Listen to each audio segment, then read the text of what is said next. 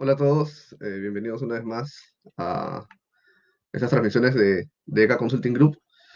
Eh, Estuvimos un poco desconectados por tema de coyuntura, pero ahora hemos vuelto y hemos creído conveniente tocar un tema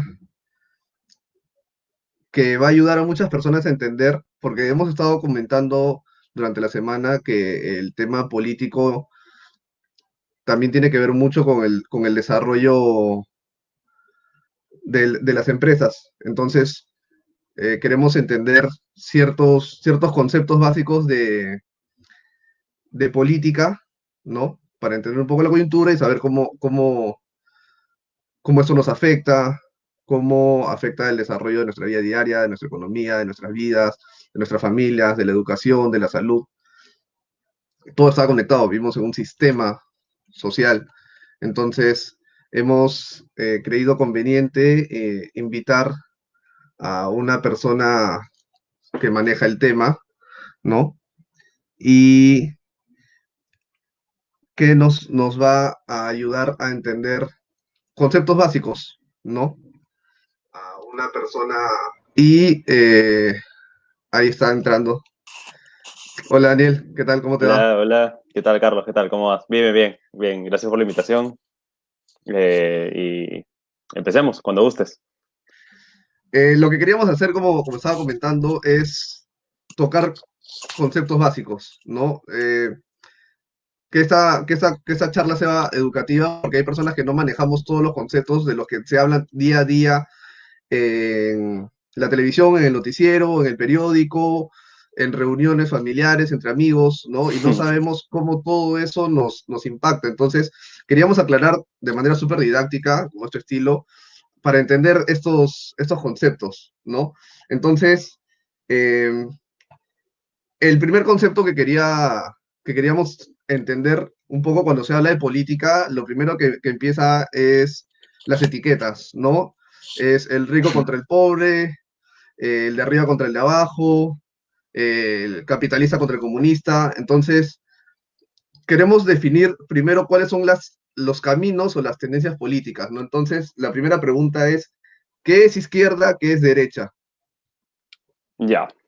A ver, si lo ponemos como imaginando una regla, todo lo que está del medio hacia la izquierda es lo que está más relacionado con social y económicamente al comunismo, al socialismo, y todo lo que está de la mitad de la regla hacia la derecha es lo que está más relacionado con el capitalismo.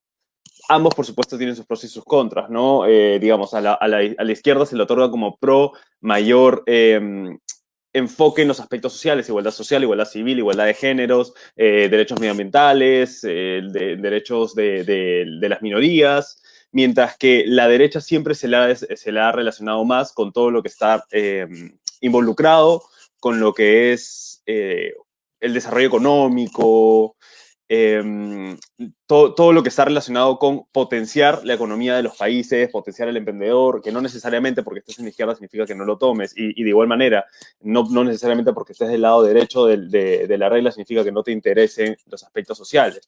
Ahora, existe un gran problema al momento de definir izquierdas y derechas que parte a raíz de la falta de conciencia política que existe. Me explico. Se pretende creer que los elementos que tiene una sección son elementos sine qua non con respecto a la otra. Entonces, si yo soy de derecha, no puedo creer en el cambio climático, o no puedo creer en la reivindicación de las poblaciones indígenas, o no puedo creer en la igualdad de género. Y del mismo modo, si tú eres de izquierda, no puedes creer en el desarrollo económico, que no es tan así. Y estamos tan confundidos con respecto a este tema que, por ejemplo, si yo te digo en qué aspectos sociales se concentra la izquierda o en qué cosas sociales cree la izquierda, tú me vas a poder decir en los derechos civiles, en derechos medioambientales, en la igualdad de género, en los derechos de la comunidad LGTBI+.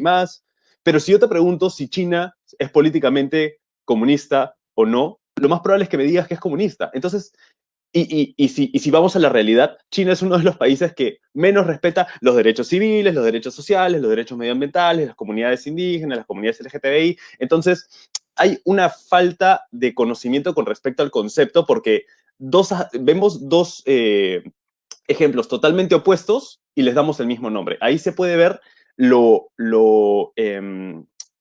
complicado y lo mal teorizado que tenemos todo este aspecto, ¿no? Entonces, ¿qué se ha tratado de hacer? Y esto incluso ha complicado un poco más el debate.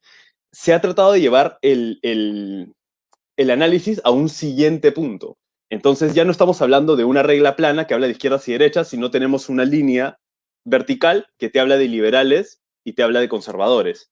Entonces, esto sí complica el análisis, pero nos da la facilidad de poder entender de manera más sencilla hacia qué lado yo me posiciono o se posicionan los políticos. Por ejemplo, tú puedes tener una persona que sea de derecha y que sea liberal. Socialmente liberal probablemente crea en eso que se considera hoy por hoy de izquierda, pero no necesariamente es de izquierda, es ser liberal. Del mismo modo, si tú eres de izquierda conservadora, vas a creer en aspectos sociales que son considerados como creencias de derecha, pero que no necesariamente son exclusivamente de derecha, solo son conservadores. Ahora, esto se complica aún más en el caso de Perú. ¿Por qué? Porque en el Perú hay una falta de cultura política eh, preocupante.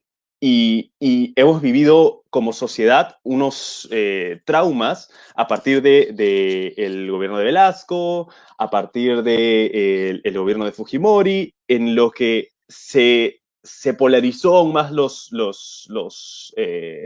espectros políticos. Entonces ahora, si tú crees en algo de derecha, en lo que sea, eres un facho. Y si tú crees algo de izquierda, de lo que sea, eres un terruco, eres un caviar. Entonces, un comunismo real en Perú realmente no lo hemos vivido, así como un fascismo en Perú no lo hemos vivido, es solo un concepto que traemos de afuera y que queremos aplicar a una realidad peruana que es mucho más diferente y mucho más compleja, sobre todo si no manejamos la diferencia entre derecha e izquierda y liberal y conservador. Y es muy importante lo que has mencionado porque de hecho la gente habla sobre los gobiernos y normalmente siempre es un ping-pong, ¿no? Entra un gobierno de derecha con buenas propuestas, trabaja mal, luego en las campañas el gobierno de izquierda critica, entra, no, eso es lo que normalmente se ve en la política. Eso me lleva a otra pregunta, ¿no? Eh, entendiendo de que los candidatos se postulan con diferentes propuestas, diferentes discursos, Uh -huh. los candidatos pueden entrar a diferentes posiciones, ¿no? Entonces, te quería preguntar, ¿cuáles son los poderes del Estado y qué posiciones pueden ubicar estos políticos o candidatos políticos, ¿no? Ya, vamos primero con la segunda parte de tu pregunta, que es la que está relacionada con cómo se pueden posicionar, y luego hablamos del tema de los poderes. Con respecto a la segunda parte, en cómo se pueden posicionar, y creo que fundamentalmente aquí está la manera de resolver un poco la polarización que tiene nuestra sociedad civil y la polarización que hay en Perú, y es entender que existen los matices. La política es de matices, no es de blancos y negros. Se ha querido hacer de blancos y negros porque es más fácil captar votos si te separo de un grupo, pero la política es de matices. Entonces, muchas veces pecamos de llamar tibios a los que entienden que no todo tiene que ser blanco y negro, sino que hay matices y la política es un tira y afloja. Entonces, el tema con Perú es que son dos. En primer lugar, que los partidos reconocibles, Fuerza Popular, Acción Popular, el PPC, todos estos partidos que son históricos, que uno puede reconocer en qué creen, se tratan de colocar un poco a los extremos, no ellos mismos, sino desde la visión de la sociedad civil. Y por otro lado, tenemos los partidos cascarón, que complican el panorama porque son partidos que como partido no tienen una idea política, no tienen un ideario. Tenemos, por ejemplo, democracia directa, que un día se va totalmente a la izquierda, el otro día con centro derecha. Entonces, ese es el gran problema que tiene el Perú. No poder entender la diferencia entre ser tibio y entender qué cosas son los matices, eso es por un lado, y en segundo lugar, tener partidos que son cascarón y no nos permiten terminar de entender de manera más clara dónde se posiciona cada partido para poder votar de manera inteligente. Entonces ya no es solo un tema de hay que votar informado, sino de hay que buscar generar mejor oferta política para poder votar mejor, porque no es solo saber votar, sino tener las opciones para votar bien. Ahora, con respecto a tu segunda pregunta, con respecto a los poderes del Estado, los poderes del Estado son tres principalmente. El Ejecutivo, que es todo lo que es presidencia y Consejo de Ministros, y todo lo que esto conlleva. El legislativo, que es todo lo relacionado con el Congreso, con el Parlamento, las comisiones, el Pleno, etcétera. Y tienes el Poder Judicial, que es todos los fueros, todos los juzgados, todas las cortes. Además, tenemos, no son poderes como tal, pero son otros órganos que están dentro del organigrama estatal, que son los órganos autónomos, constitucionalmente autónomos, la OMPE, la RENIEC, el Jurado Nacional de Elecciones, que no están amarrados a ninguno de los tres poderes. Tenemos órganos regionales, como la presidencia regional, que usualmente se tiende a relacionar mucho hacia el Ejecutivo, pero digamos, constitucionalmente son órganos regionales independientes. Y finalmente los órganos locales, que son las municipalidades, que sucede con lo mismo que con las presidencias regionales. Se tiende mucho a pensar que están en el Ejecutivo, pero constitucionalmente son entes separados de los tres poderes, llamémosle así, ¿no? Y bueno, ahorita estamos en una posición en la que, no sé, lo que hemos vivido en las últimas semanas es que el poder legislativo, eh, por decirlo de una manera,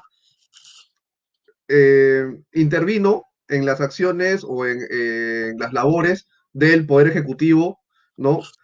Veníamos de un Congreso obstruccionista, luego el presidente tomó la decisión de cerrar el Congreso y luego hubieron una serie de acontecimientos y el Congreso creyó conveniente decir que el presidente no era capaz moralmente de ocupar el cargo y lo vacaron. Entonces, hay varios conceptos ahí que trabajar, ¿no? Uno es el del proceso de vacancia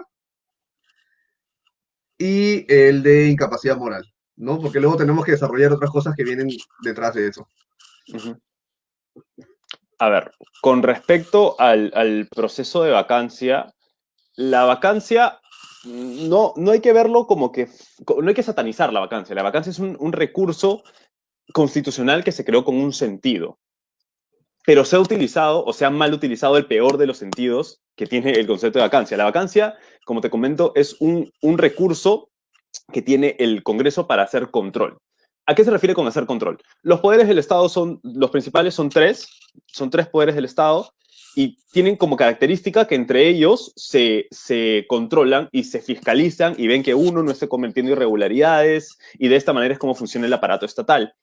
Entonces, cada poder tiene sus propios mecanismos de control. Uno de los mecanismos de control que tiene el Congreso, el poder legislativo, para poder controlar el poder ejecutivo, es la vacancia. Entonces, la vacancia presidencial, digamos, conceptualmente hablando, no está mal. Su aplicación ha sido malversada, llamémosle. Ahora, la vacancia funciona para ciertos escenarios. La muerte del presidente, la incapacidad moral permanente.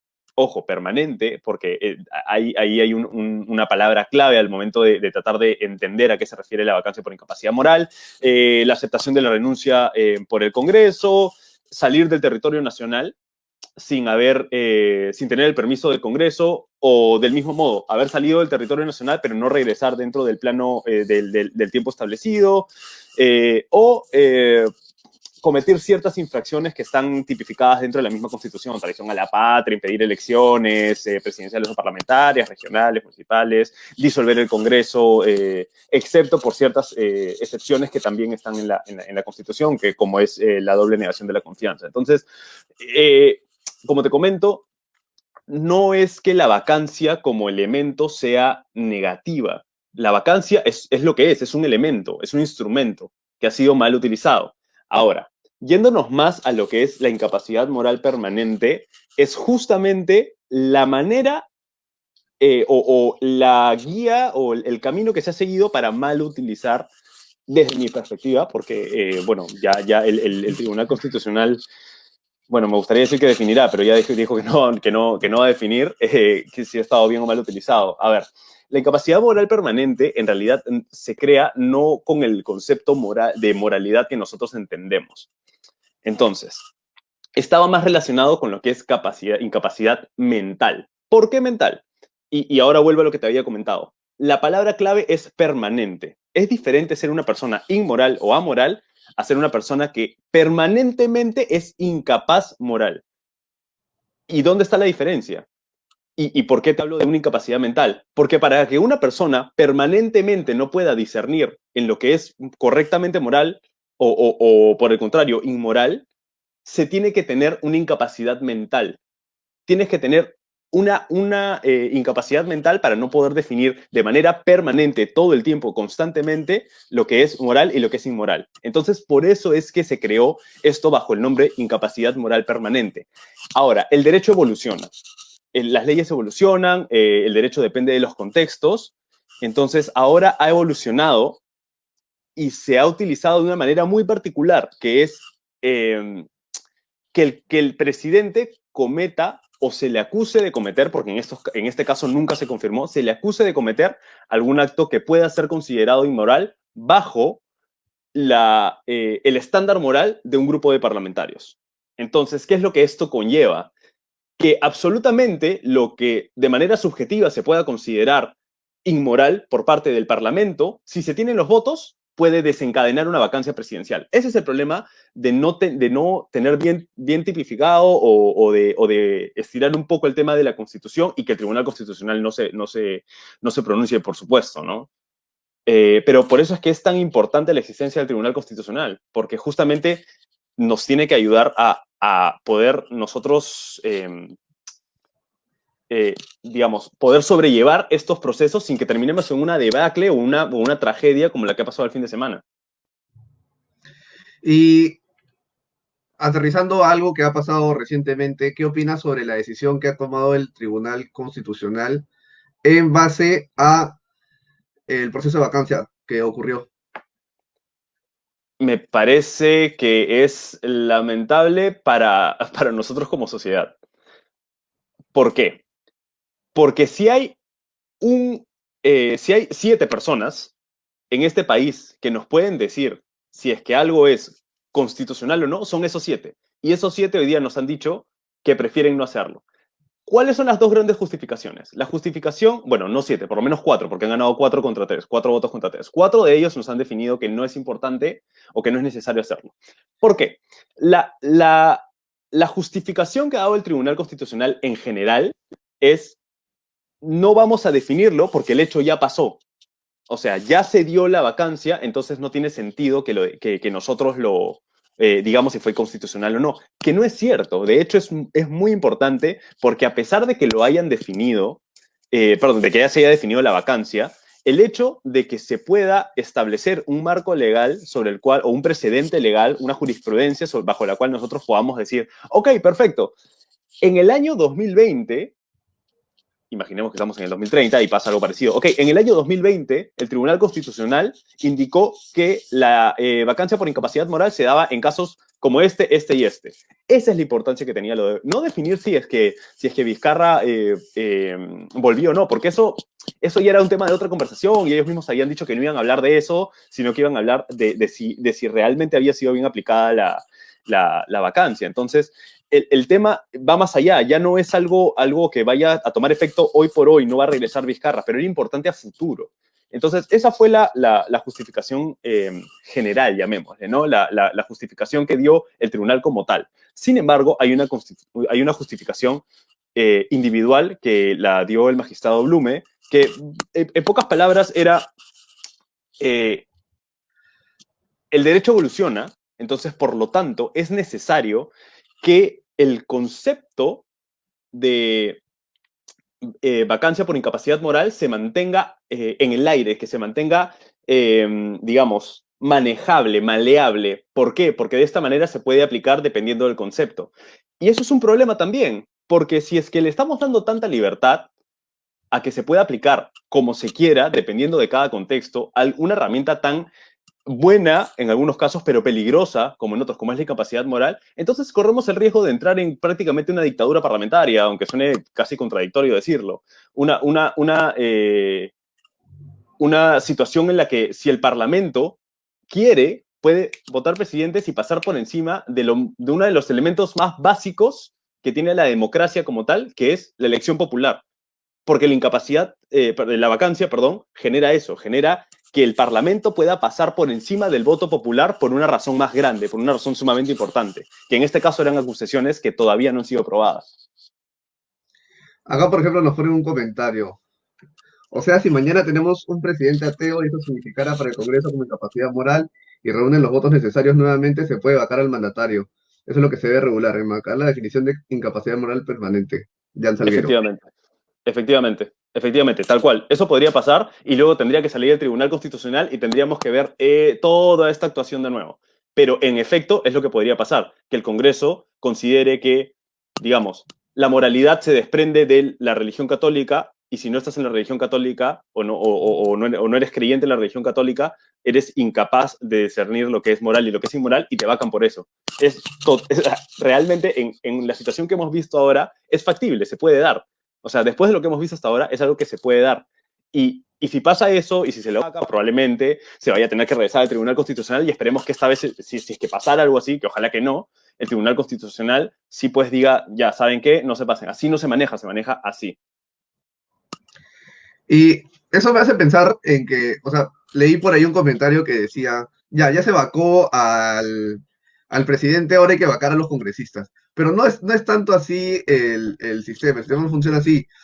Otro tema que la gente se preguntaba es, ¿por qué se ha vacado a Vizcarra si es que no hay un proceso? Porque, o sea, si dicen, ya, es incapaz moral, deberían haber denuncias o debería haber un proceso que se lleve a cabo y que se le sentencie para que digan si es incapaz moral o no, porque de ahí, de opiniones, como el mismo Vizcarra dijo, y eso también fue lo que se puso un poco la soga al cuello, es que los congresistas también tienen un montón de investigaciones, pero no se ha probado nada o no tienen sentencia, algunos creo que sí, pero la gente tenía una duda en lo que respecta al tema de inmunidad, porque en teoría el presidente también tiene inmunidad, los congresistas tienen inmunidad, pero ¿cuál es la diferencia entre ambas? Ok.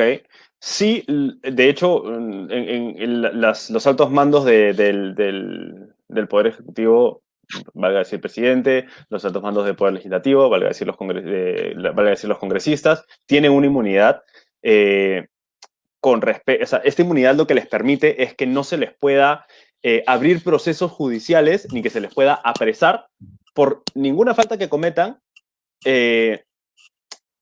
hasta un mes después de que acaben sus funciones.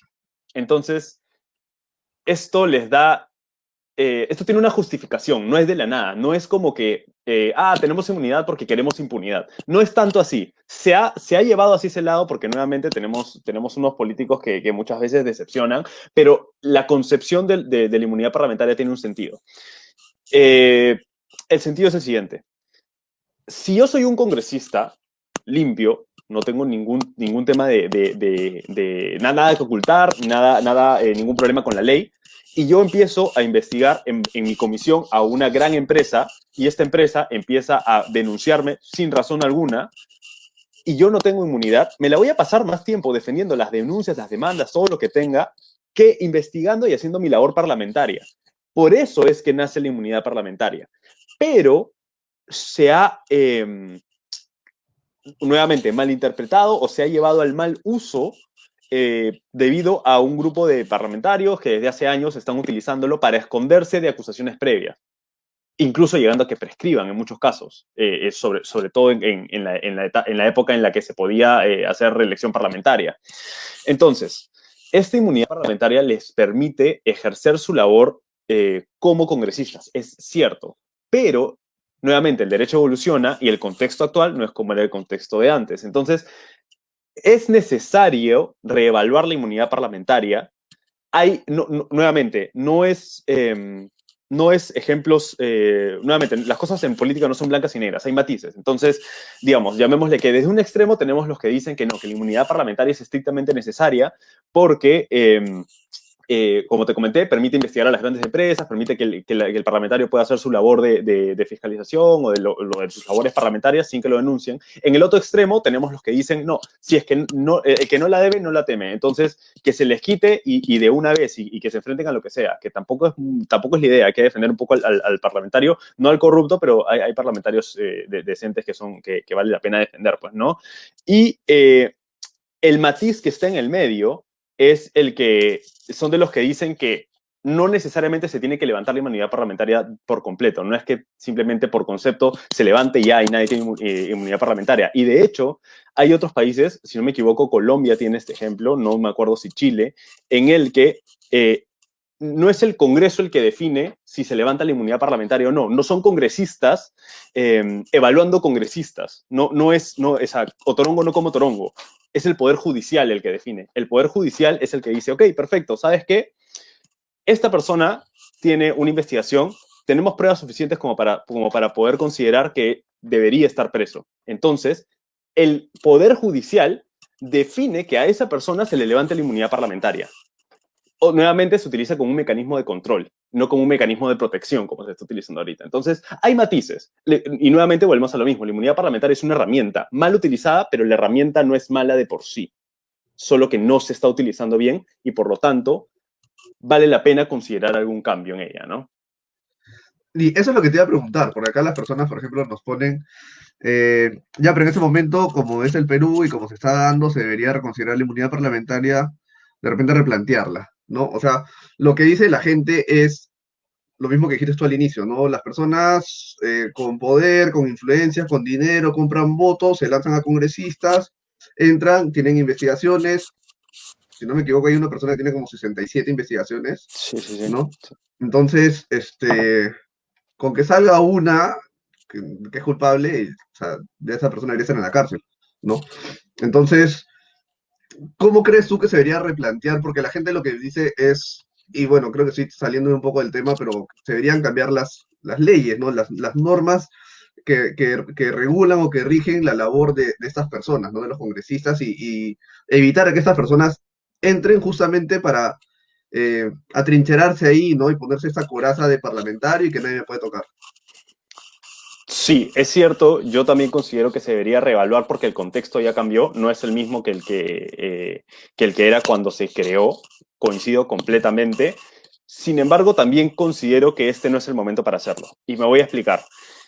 Este Congreso, con los muchos pros que tienen, porque hay parlamentarios que realmente vale la pena aplaudir por el excelente trabajo que están haciendo, no fue escogido para hacer un Congreso que haga grandes modificaciones. Fue escogido para hacer un Congreso de transición porque se cerró uno.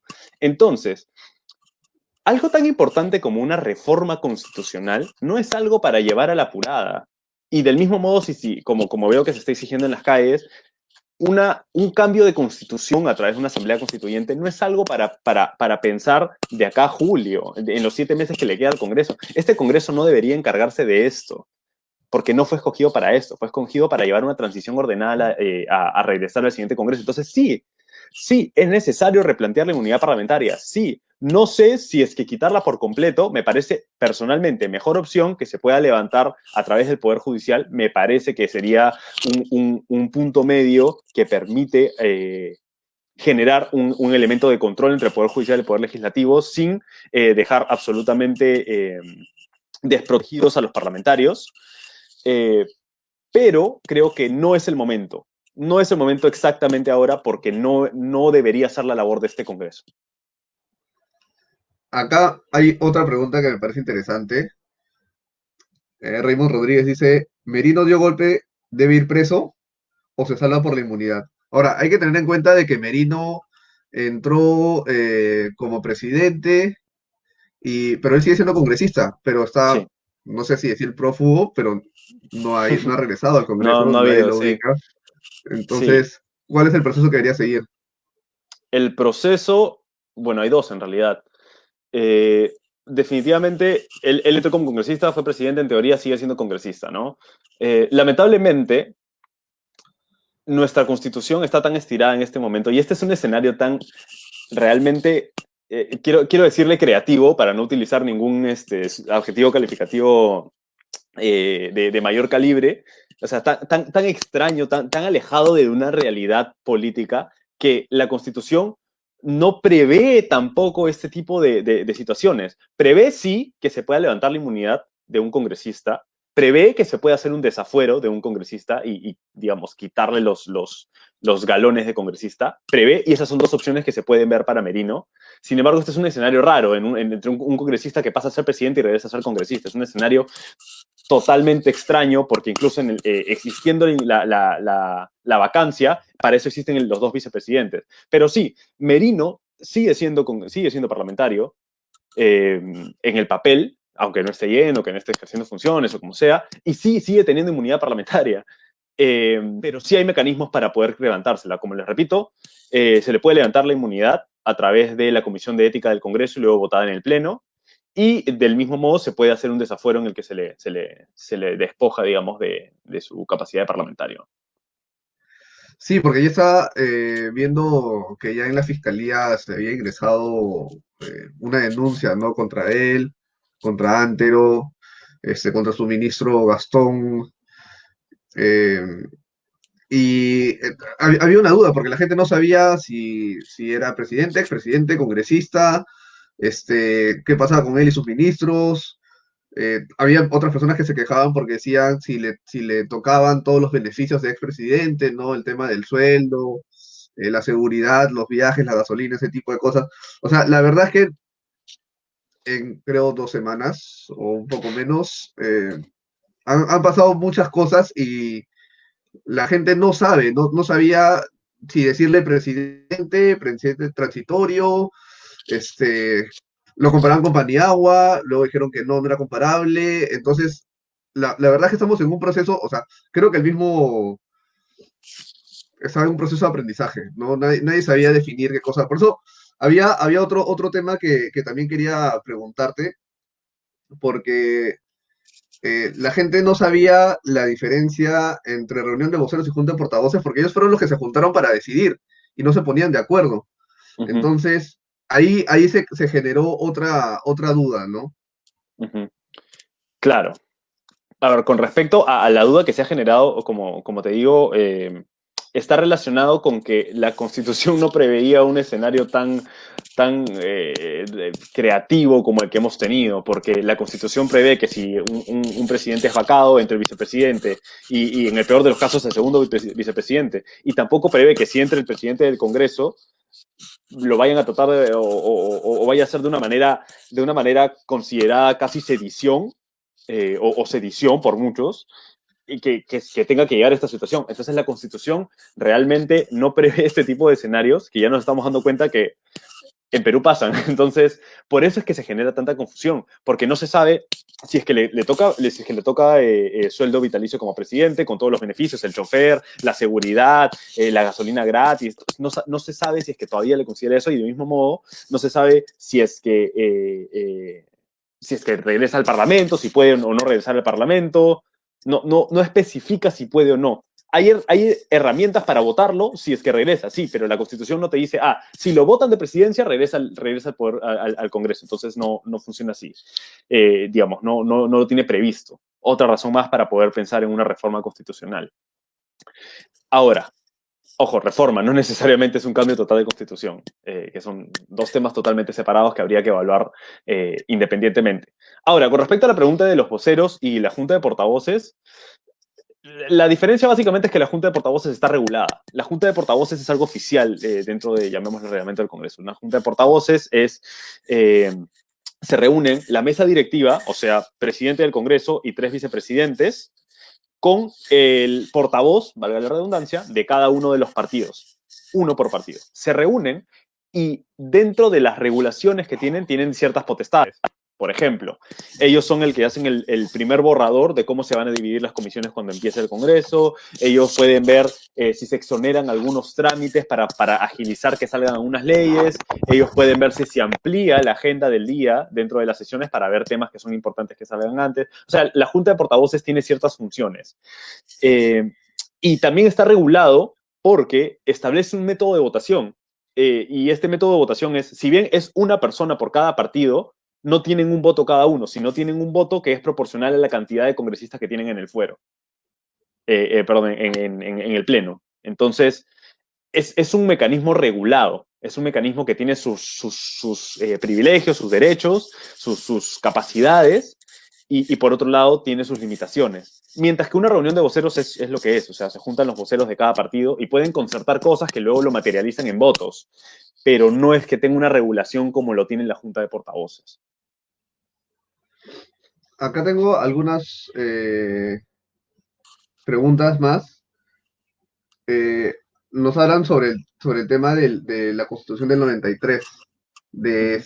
justamente lo que conversábamos, ¿no? De si nosotros necesitamos cambiar la Constitución o necesitamos hacer ciertos cambios a nuestra Constitución, porque varios analistas políticos internacionales decían que nuestra Constitución no era tan mala como la de otros países. Por ejemplo, hacían el paralelo con Chile, y ellos decían que ellos sí estaban buscando un cambio total y nosotros solamente una reforma.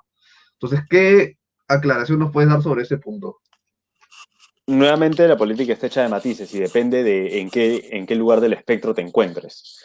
Eh, si se quiere hacer un cambio de constitución tan solo para ver temas de inmunidad parlamentaria, para regular la vacancia o para regular este tipo de situaciones, no vale la pena hacer una asamblea constituyente y modificar toda la constitución o poner en tela de juicio toda la constitución para hacer esos cambios específicos que se quieren hacer, porque la constitución prevé que puede haber enmiendas, entonces se pueden hacer reformas constitucionales a través del Pleno y a través de la Comisión de Constitución. Existe la forma de hacerlo, existen los mecanismos para hacer reformas constitucionales.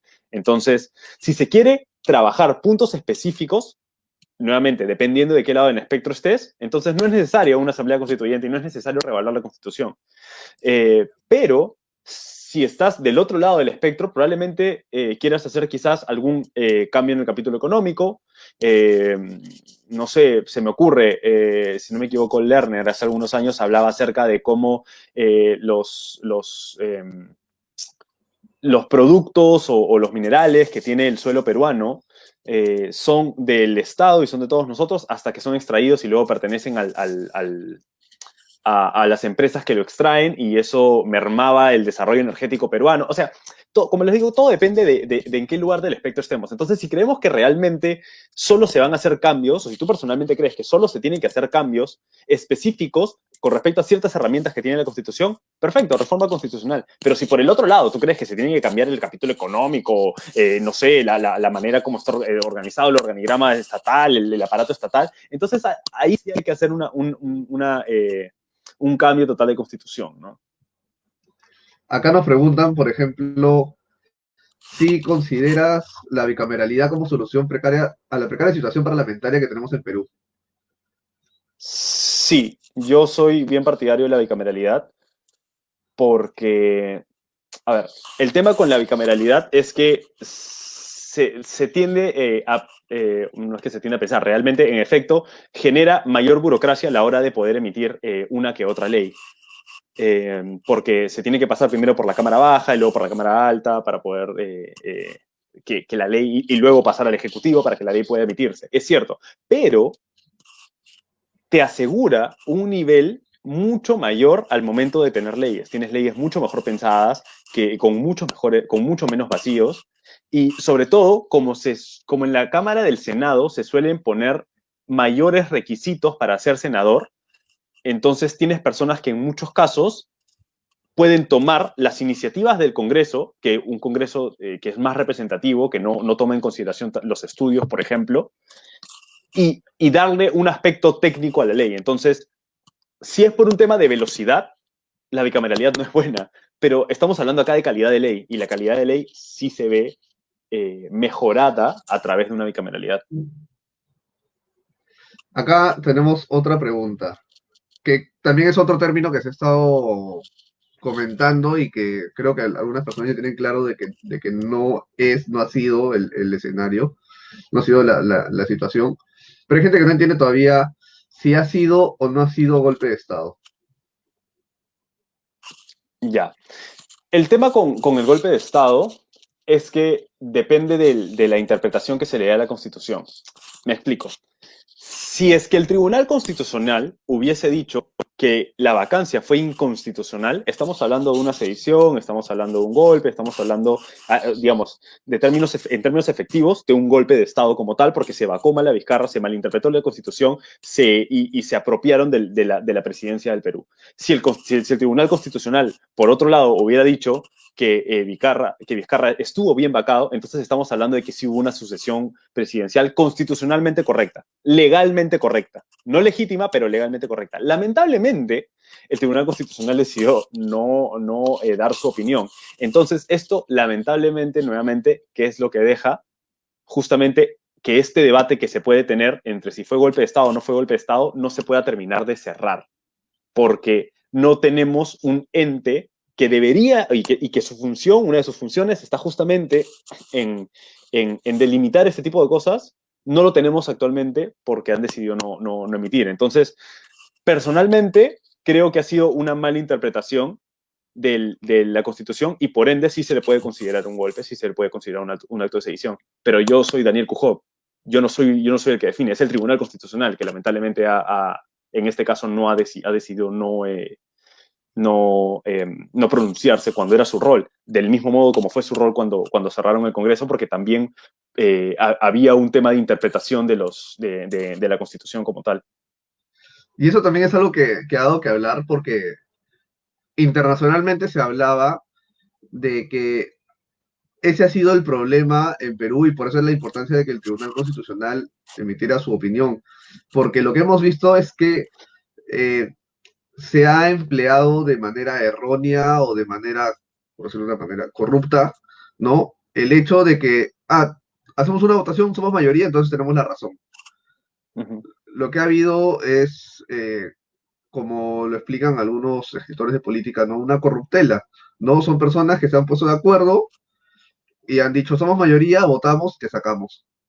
Ujú. Entonces, ahí es donde había que definir justamente ciertas figuras de estas herramientas políticas, ¿no? Democráticas, que han generado toda esta desestabilidad, ¿no? Inestabilidad. Ujú.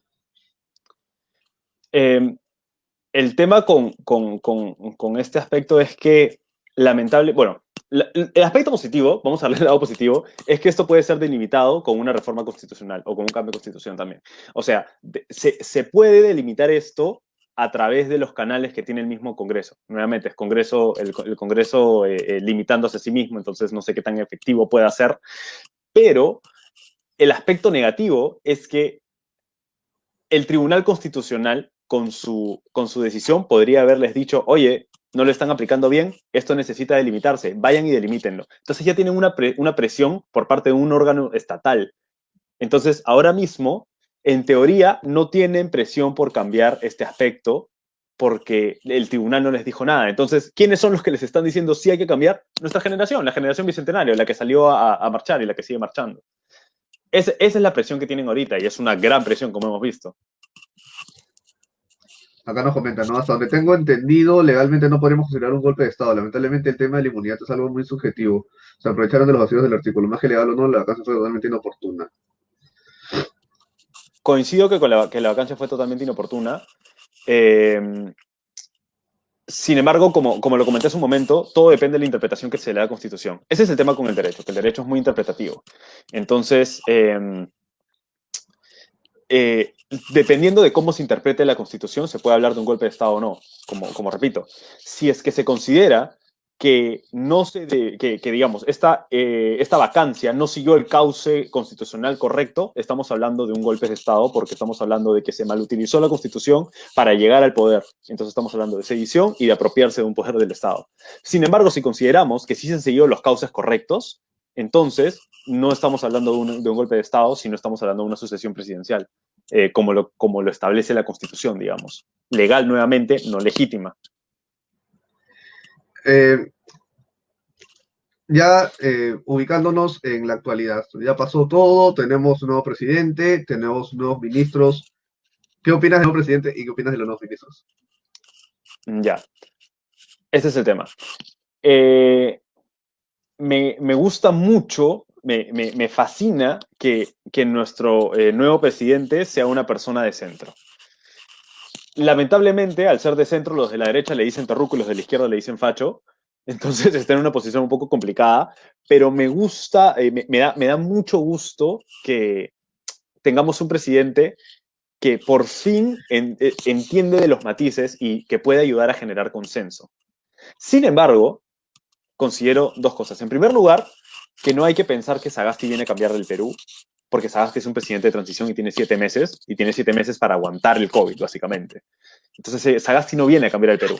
Y en segundo lugar, tengamos en consideración que esta es la primera experiencia en el sector público que tiene Sagasti, él mismo lo ha admitido.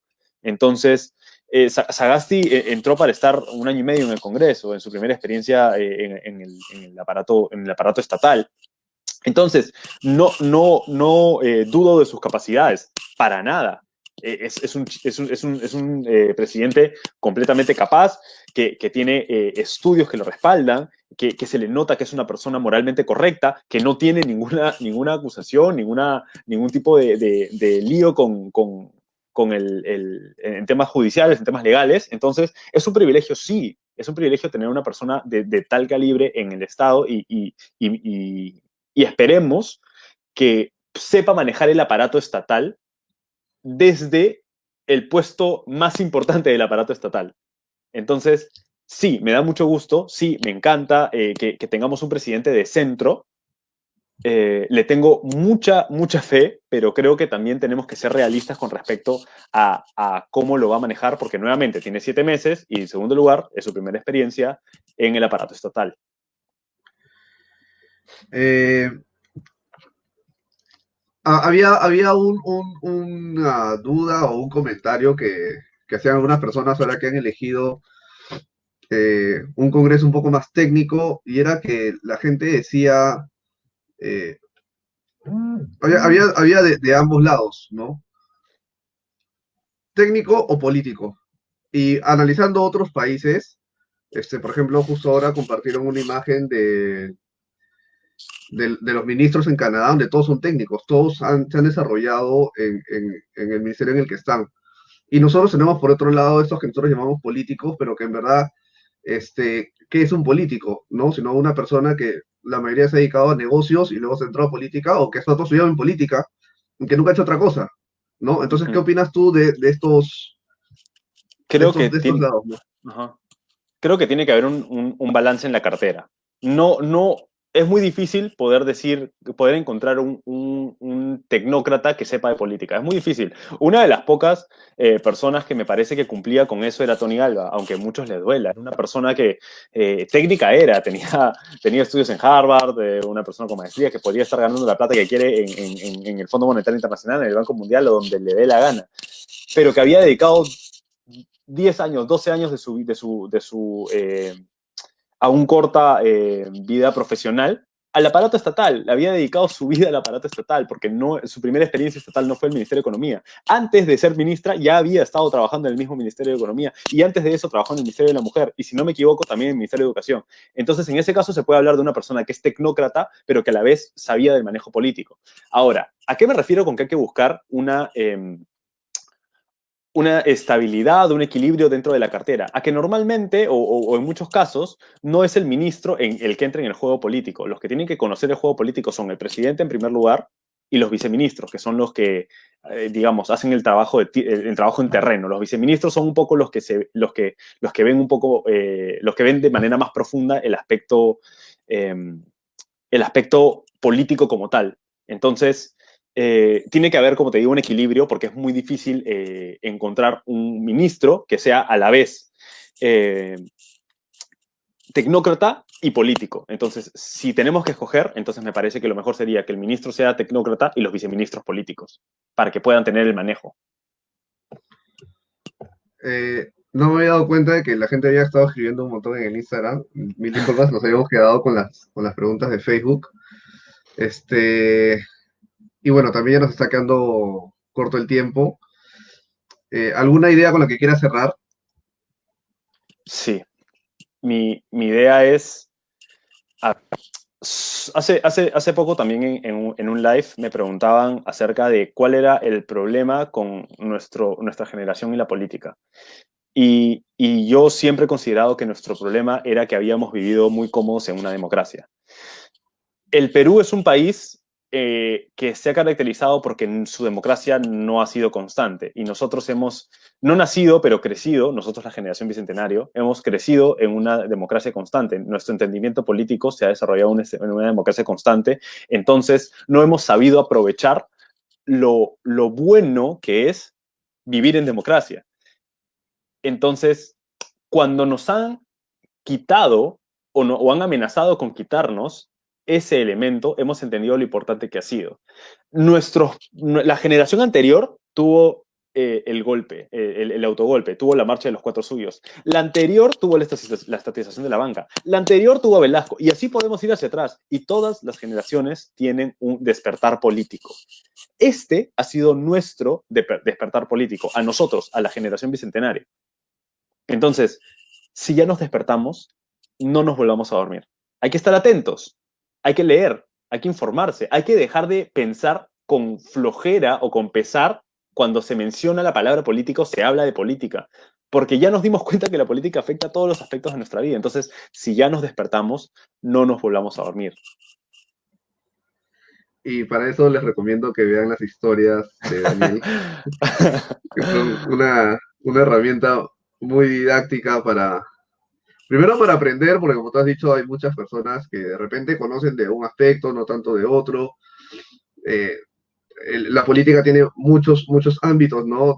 Desde el punto de vista civil, o sea, si tú quieres poner una pequeña empresita, tienes que saberte ciertas cosas del Código Civil. Los abogados saben algo del Código Penal. Luego tenemos la parte constitucional. Pero como te he dicho, o sea, todos los aspectos de la política nos van a chocar de una u otra manera, querramos o no. Y ser eh, ignorantes políticos no nos lleva a nada bueno, por un lado, y dos, que nos hemos dado cuenta, ahorita que nos quejamos, había algo que era cierto, ¿no? Dentro de esta queja. Nosotros hemos elegido a esas personas que están ahí. Entonces, de repente no porque los hayamos elegido, sino porque entre, creo, 25-30% de peruanos no votó en las últimas elecciones. Entonces, esas personas son las que también tienen mucho de culpa, ¿no? Por decir, no, a mí no me importa la política o pago la multa porque es barata, entonces hay mucho que hablar, hay mucho que aprender, hay mucho que conversar. De hecho, hay personas que decían, no, no, no es bueno hablar de política ni de religión. Y ahora han cambiado, han dicho, no, hay que hablar de política, ¿no? Hay mucho de responsabilidad de nuestras partes, de los papás, de los abuelos o de los hijos, nietos, sobrinos, de conversar de ello, ¿no? Y creo que, como te has dicho, la generación del Bicentenario ya cambió eso, ya abrió los ojos. Hay gente que decía, estos pulpines, ¿cómo salen a marchar? Si no, ni siquiera saben de política. Bueno, o sea, creo que tiene que llegar un momento en el que la gente hable de política o que aprenda de política, o si tenía algo que sabía a medias o estaba errado, ¿no? Que lo aclare, pero todos tenemos que, no solamente desde que cumplimos 18, ¿no? Creo que eso viene desde antes para que estemos preparados, para que cuando cumplamos 18, y si cuando cumplimos 18 caen elecciones, sepamos elegir, no recién en ese Sí, momento aprendamos todo de definitivamente. paporreta. Ahora, veo acá un comentario de André que me parece que es algo a resaltar, porque tiene razón. Sí, nosotros votamos por ellos, es cierto, nosotros votamos por ellos, pero no se trata tan solo, ya en este punto ya no se trata de saber votar, se trata de mejorar la oferta política. Si no es para nuestra generación, para la que viene. ¿Y cuál es la mejor manera? No necesariamente culpando al Estado, pero pensando en meterse en política. Porque la única manera de mejorar la oferta política es, si es que es tu vocación, entra en política. Si no es tu vocación entrar en política, infórmate e informa. Pero haz algo. Ese es el tema. Haz algo. Entonces, sí, nosotros no hemos votado bien, pero también es cierto que las opciones que teníamos no eran buenas. Entonces, es ambos. Saber votar, pero también tener una oferta política aceptable para poder manejarlo, para poder votar mejor. Y también es trabajo de los partidos, ¿no? Es trabajo digamos, que dejemos de votar por partidos cascarón para empezar, para eliminar los partidos cascarón. Y en segundo lugar, que los partidos tengan un trabajo de bases un poco más resaltable. Sea el partido que sea. Por ejemplo, Fuerza Popular ahora le está metiendo mucha fuerza, valga la redundancia, a lo que es su Juventud Naranja, creo que se llama. Yo no soy un fan del fujimonismo en absoluto, menos aún del fujimonismo de Congreso disuelto, Sin embargo, creo que es una posición política como las hay, nuevamente está dentro del espectro y están haciendo su trabajo de trabajo de bases, pues, ¿no? Y del mismo modo lo tienen que hacer todos los partidos políticos porque es la única manera de mejorar la oferta política, con trabajo de bases. Bueno, ahora sí ya nos quedamos sin tiempo, ahorita se corta la transmisión en Instagram. Agradecerte la participación. De hecho, todavía tenemos un par de preguntas acá en Facebook, si gustas responderlas. Y Ujú. bueno, ¿a dónde te pueden seguir, contactar? Bueno, agradecerte por la invitación, por el espacio para poder conversar acerca de esto, es un tema sumamente interesante que nos involucra a todos y que no hay que ser un erudito para poder hablar acerca de esto, simplemente hay que estar informados y cualquiera lo puede hacer. Eh, y me pueden encontrar en Instagram como Daniel Qhop, Daniel Qhop Escala en realidad. Así que nada, con gusto, pásense por el Instagram, infórmense, yo con gusto yo apenas veo algo que me indigna básicamente, posteo. Perfecto. Y bueno, muchas gracias a las personas que se han sumado a esta transmisión. Como les digo, nos hemos salido un poco de lo que hacemos normalmente, que es temas más empresariales, pero creímos correcto que en esta situación, en esta coyuntura, hablemos de estos temas, hablemos de estos puntos. Eh, no podemos, nos hemos dado cuenta que no podemos desarrollar empresas, desarrollar negocios si es que no tenemos este clima, ¿no? De estabilidad que queremos vivir, que queremos tener por muchos años, ¿no? Entonces, por eso es que desarrollamos este tema y agradecerles por la participación. Ha habido muchas personas que han comentado en Facebook y en Instagram. Y nada, será hasta la próxima. Hasta luego, gracias. Listo.